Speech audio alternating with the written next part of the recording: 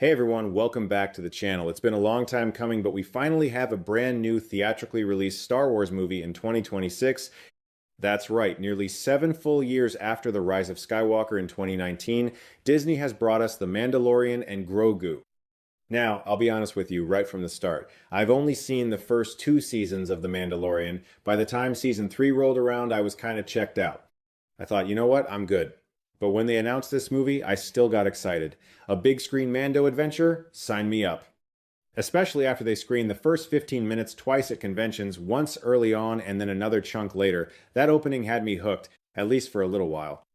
Let's talk about those first 5 minutes because holy crap, they might be the best part of the entire movie.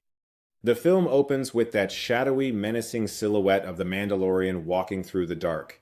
You hear people whispering, "Who's there?" And then, headshot. Headshot. Headshot. Headshot. Pure bounty hunter angel of death mode. It instantly reminds you why Mandalorians are such absolute badasses. The John Wick comparisons in the trailers, yeah, I don't disagree with them at all. It felt brutal, stylish, and full of promise. But here's the thing. That opening sequence is basically the cinematic version of using a really good Instagram filter on a dating app profile. It looks incredible at first glance, but as the movie goes on, it slowly loses steam and fails to live up to its own setup. Right at the beginning, we get on-screen text explaining that the Empire has been defeated and scattered, and the New Republic is trying to rebuild. Mando's mission is to track down someone who might have critical information about what the remaining Imperial forces are planning. Sounds like a solid, high-stakes plot, right? Well, the movie immediately says, nah, forget about that. Instead, we pivot hard into Hutt Mafia business, and that's where things start to drag. This movie genuinely feels like 4 or 5 episodes of The Mandalorian stitched together and released in theaters. Sometimes those episodes even feel a little short. The first half is definitely the stronger half. There's momentum, some fun bounty hunting action, and Sigourney Weaver's character has this cool deck of cards featuring all the targets Din Djarin can go after.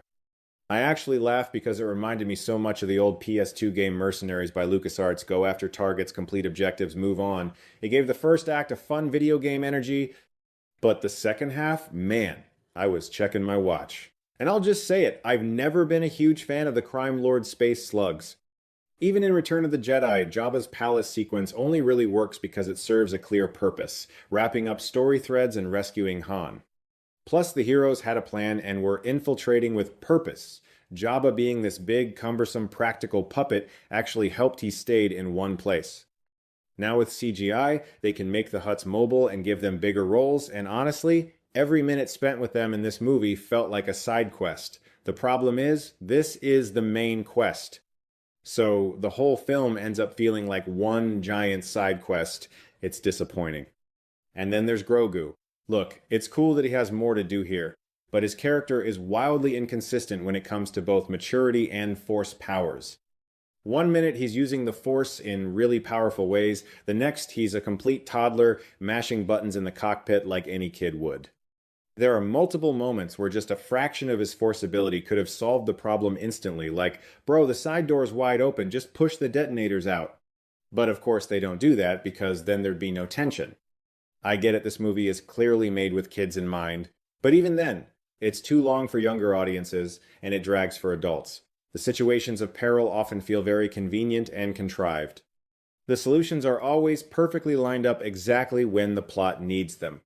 Visually, it's a mixed bag too. Some of the CGI looks really solid, other shots feel exactly like they belong on a TV show, and there's at least one shot that straight up looked unfinished. In the end, I don't hate The Mandalorian and Grogu. It's just safe, disposable, sci-fi slop. It's the kind of movie you watch once and then immediately forget. I'm not even going to remember this movie in a day or two. And that hurts more because it's Star Wars. We used to wait months, sometimes years, for these movies to come out. They felt like events. Now, I found out there was a new Star Wars movie coming out last week. It barely registered. This movie forced me to ask myself a tough question. How long can I keep enjoying this same formula? Mando fights a CGI monster, barely gets out of it, fights another CGI monster, gets out of it, rinse and repeat. For me, that formula stayed fun for about the first hour. After that, not so much. Sigourney Weaver probably made the easiest money of her career on this one, and it kind of shows. So, final verdict. If you're a die-hard Mando fan who just wants more of the character on the big screen, you'll probably have a decent time, especially in the first half.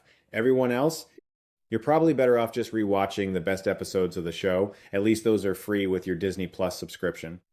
What did you think of The Mandalorian and Grogu? Have you seen it yet? Did the Hutt stuff work for you, or did it drag like it did for me? Let me know in the comments. Also, while we're here, what's your favorite Star Wars movie of all time, and what's your favorite Star Wars show? I've asked this before, but I love hearing your answers. And for the real OGs, Battle for Endor or Caravan of Courage, which one you got? If you enjoyed this review and want more honest Star Wars and other movie takes, make sure to hit that like button, subscribe, and turn on notifications so you never miss a video. Thanks for watching, and I'll see you in the next one.